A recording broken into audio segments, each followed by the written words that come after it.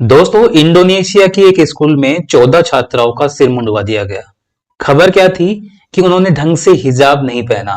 मतलब ढंग से हिजाब नहीं पहना, इस वजह से वहां की 14 छात्राओं का सिर आधा मुंडवा दिया। आधा क्या, समझ लीजिए पूरा मुंडवा दिया।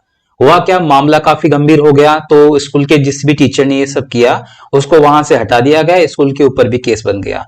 देश का नाम है इंडोनेशिया। इंडोनेशिया देश के बारे में और भी जानकारी हम लेंगे यहाँ पर आप लोगों को, और काफी कुछ बातें करेंगे। खबर है वहां पर, आप लोग जानते हैं इंडोनेशिया के बारे में कि सबसे ज्यादा मुस्लिम पॉपुलेशन वाला देश है पूरे विश्व में। ना कि पाकिस्तान है, ना कि भारत है, सबसे ज्यादा पॉपुलेशन वाला है।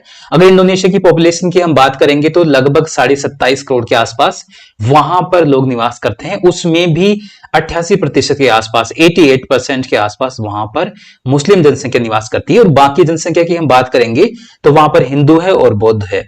और सबसे इंटरेस्टिंग फैक्ट मैं आप लोगों को बता देता हूं, ठीक आज से 500 साल पहले वहां पर जनसंख्या में सर्वाधिक लोग वहां पर हिंदू और बौद्ध निवास करते थे। 500 सालों के बाद में वहां पर अगर हम बात करेंगे तो धीरे धीरे वहां पर इस्लाम का आविर्भाव हुआ और धीरे धीरे वहां पर इस्लाम बढ़ता चला गया। उसके बाद में डच आए, डच ने वहां पर अधिकार किया और इसको वेस्ट ईस्ट इंडीज के इसमें नाम से जाना जाता था। ठीक है, वेस्ट इंडीज जानते हैं, ये ईस्ट इंडीज के नाम से जाना जाता था। इसकी राजधानी आप जानते हैं जकार्ता है, जो धीरे धीरे पानी में डूब रही है। तो अब नई राजधानी भी यहां पर इसकी बनने वाली है दोस्तों।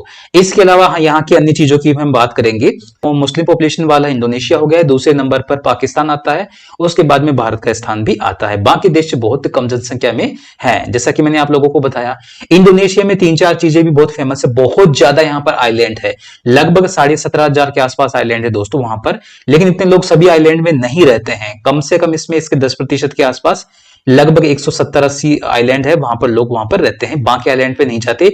संख्या भी छोटी है, मतलब उसका आकार बहुत छोटा है, लोग वहां पर रहना पसंद भी नहीं करते हैं। और इंटरेस्टिंग फैक्ट मैं आप लोगों को बता देता हूं इंडोनेशिया के बारे में। इंडोनेशिया में आपको हिंदू टेम्पल देखने को मिल जाएंगे। वहां की संस्कृति में कहीं ना कहीं अगर हम बात करेंगे तो बौद्ध धर्म और हिंदू धर्म को देखने को बहुत ज्यादा मिल जाएगा। हमारे जो, अगर आप बात करेंगे दिवाली, तो दिवाली बड़ी धूमधाम से वहां पर मनाई जाती है। वहां के लोग आज भी, अगर बात करेंगे जो सत्ता में थे सुकार्नो, जिन्होंने वहां पर जो आजाद हुआ था इंडोनेशिया, तो वो वहां के लोग, वहां की जनसंख्या आज भी मानते हैं कि हम वहां के पूर्वज हिंदू थे या फिर बौद्ध थे, ये भी माना जाता है स्पेशली। और वहां पर और फैक्ट मैं आप लोगों को बता देता हूं, कुछ ही समय पहले, कुछ साल पहले, जब वहां पर काफी क्राइसिस आया था इकोनॉमी को लेकर, तो वहां पर बड़े नोट छापे गए थे। तो बड़े नोट छापे गए थे तो उनके ऊपर गणेश जी की फोटो भी लगाई गई थी। आप जाके सर्च कर सकते हैं। हालांकि वर्तमान में वो फोटो आप लोगों को देखने को नहीं मिलेगी, बट वो 2018 तक वो फोटो वहां पर उनके नोटों पर थी। इसके अलावा हम बात करते हैं वहां की एयरलाइंस की। तो एयरलाइंस की हम बात करेंगे तो एयरलाइंस का नाम भी आप देखोगे तो गरुड़ एयरलाइंस इंडोनेशिया की मुख्य एयरलाइन एजेंसी है। जैसे यहाँ पर एयर इंडिया, वहां पर गरुड़ एयरलाइंस है। तो गरुड़ के नाम से देखा होगा, हमारे एक देवता है, उनका वाहन भी गरुड़ थे। तो ये भी कमेंट बॉक्स में बताएंगे कौन से देवता का वाहन गरुड़ माना जाता है। तो हमारी जो पुरानी आस्थाएं थी, अगर हिंदू धर्म की मानेंगे, तो उनसे संबंधित काफी चीजें आज भी वहां पर देखने को मिलती हैं। बड़े बड़े आपको हिंदू और बौद्ध टेम्पल देखने को मिल जाएंगे। और आइलैंड आप जानते हैं, इंडोनेशिया की बात करेंगे तो जकार्ता के अलावा सुमात्रा भी है, बाली है, जो यहाँ पर सर्वाधिक हिंदू जनसंख्या भी रहती है। वहां पर आप जाके देख सकते हैं। काफी टूरिज्म को भी सपोर्ट करने वाला देश और टूरिज्म पर निर्भर करने वाला काफी बड़ा देश है। इसके अलावा वहां पर नारियल भी बड़ी मात्रा में होता है, एक्सपोर्ट किया जाता है। मैं आपको बता देता हूं, मुस्लिम देश है तो मुस्लिम राष्ट्र नहीं है, वहां लोकतंत्र है, लोकतांत्रिक देश है। उस तरीके से वहां पर सरकारें काम करती हैं। चौथा सबसे बड़ा देश विश्व का माना जाता है। मुस्लिम जनसंख्या के नाम से मैंने आपको सारे डेटा बता दिए हैं। अगर एशिया, एशिया महाद्वीप में भी पड़ता है और ऑस्ट्रेलिया महाद्वीप में भी इसके कुछ द्वीप पड़ते हैं। सीधी सी बात है, हिंद महासागर के पास में स्थित है। एक साइड में इसके पूर्व दिशा में देखेंगे तो प्रशांत महासागर का एरिया आ जाता है। ये इंडोनेशिया की हमने मोटी मोटी यहां पर बात कर ली थी। अगर वहां पर देखिए, थोड़ा सा हिस्ट्री के अंदर हम जाते हैं वहां पर, तो चोल साम्राज्य, साउथ में अब एक मूवी आई थी चोल एम्पायर के नाम से, आप उसको जरूर जाके देखें।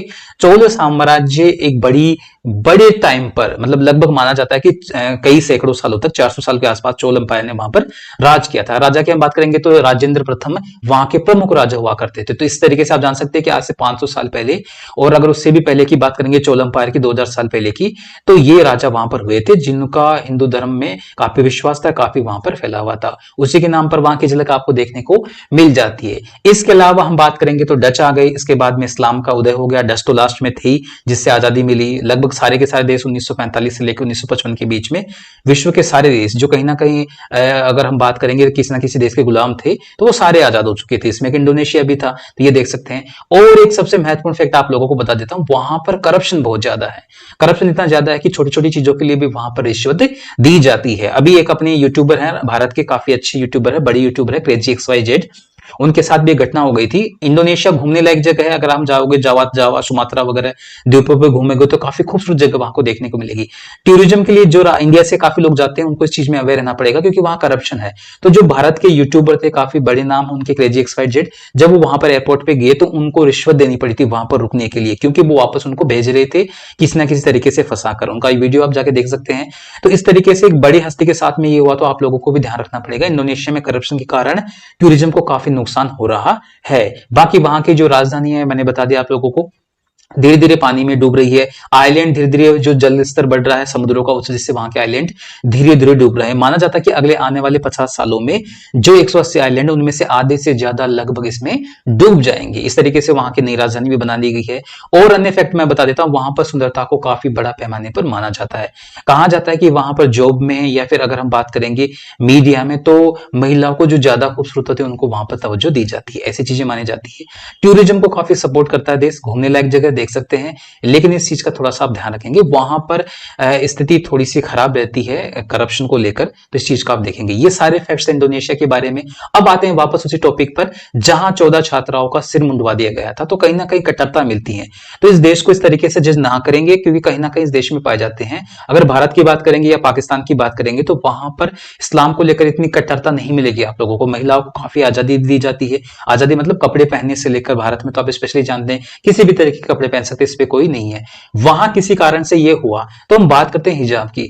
अगर वहां पर ऐसा कोई फिक्स नहीं है 2021 के या 20 के आसपास के, वहां पर कोई ऐसा कोड नहीं है, ड्रेस कोड स्कूलों में या कॉलेजों में कि आपको वो पहनना जरूरी है। लेकिन किसी स्कूल में पहन के जा रहे थे तो किसी ने इस वजह से ये कर दिया, तो ये मामला चर्चा में आया था। तो क्या जरूरी है क्या ये चीजें पहनना, ये इसको दबाव देना? कमेंट बॉक्स में हमें जरूर बताओगे। टीम के साथ बने रहोगे खबर दमदार के ऊपर। कुछ नई वीडियो के साथ में, नई न्यूज के साथ आपके लोगों के साथ फिर से आएंगे। तब तक के लिए सभी को थैंक यू।